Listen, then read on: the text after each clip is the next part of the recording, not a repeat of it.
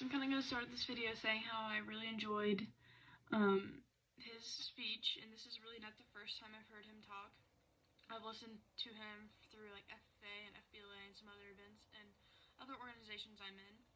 But it's always good to kind of revisit those messages because the time of life I was in back whenever I heard it for the first time versus now, obviously I'm in a different situation. I'm older, I'm growing up. So it's definitely cool to get to see that and kind of relive his message. One of the things that I really took away from his videos is taking one step at a time.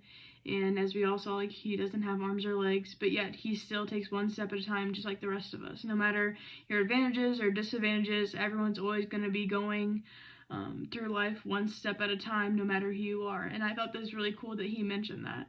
Another thing that I really liked about his speaking is, even though obviously he's had a really rough life with his condition, he doesn't downplay any other people's hardships or troubles in life. In one of his speeches that I've watched, he's like, well, I'd rather be like this than be in a broken home. And I think that takes some like real thought to say that out loud to someone, because, you know, just looking at someone like him, that you'd think, oh, he would have a much harder life than someone who might be going through stuff at home. So I really like how he never downplays people for like what they're going through, and I think that's really helpful. And what makes him such a great speaker is because people feel comfortable being like, okay, this person knows where I'm coming from, and he's also willing to admit that he's never fully experienced what I'm experiencing, but yet he's willing to help me out. Obviously, he talks a lot about making choices and how choices in your life kind of define that you wake up and you decide what choices you're going to make that day. And I think that kind of applies to business, because he mentions a lot about the business of people.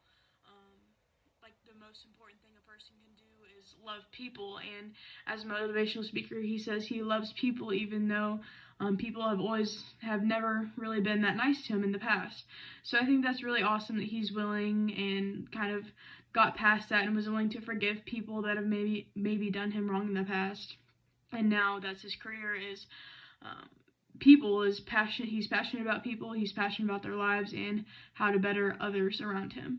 So I think that's really cool that he does that for a living. And kind of back to the business side of things, you know, he talks about you never know what someone's going through. You know, they say they're okay, but they really might not be.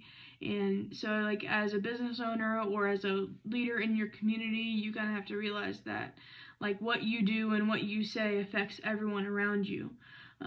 So you never know how often you touch someone's lives, and how your touch may go on and start a chain reaction within your community, within your business, within the whole entire world. Who knows?